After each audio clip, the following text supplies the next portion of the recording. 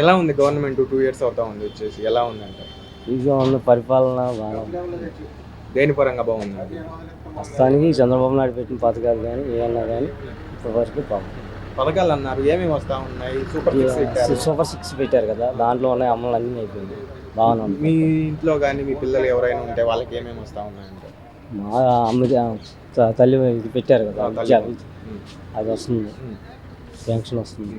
ఇంకా గతంలో జగన్మోహన్ రెడ్డి ఆయన ఉన్నప్పుడు ఆయన పని లేదు, చేయలేదు. ఏం లేదు. ఆయన ఎలా వేసాడు? అదే మామూలుగానే ఆయన వేసినట్టు మామూలుగా 15,000 వేస్తాం. ఈ డబల్ చేశాడు కదా పెన్షన్. మీది ఇక్కడేనా? మీది మచిలీపట్నం.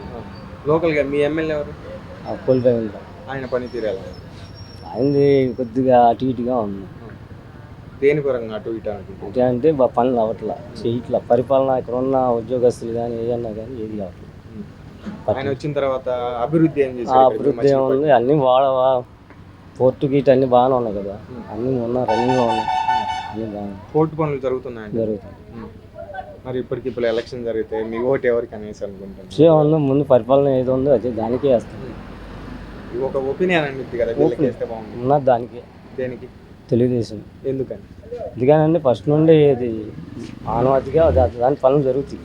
ఇక్కడ ఉన్న రాజకీయ వ్యక్తి మట్టికి ఇక అటు ఇటుగా అంతే. మరి సీఎంగా ఎవరు సరైన వ్యక్తి అంటారు? చంద్రబాబు నాయుడు, జగన్మోహన్ రెడ్డి, పవన్ కళ్యాణ్? సీఎం చంద్రబాబు నాయుడు, పవన్ కళ్యాణ్. ఇది ఉమ్మడి కుటుంబం లేకపోతే అసలు ఈ పరిపాలన లేదు. ఎందుకని? ఎందుకంటే అన్నీ మొత్తం వస్తున్నాయి కదా, కేంద్రంలో నిధులు కానీ అన్నీ కానీ.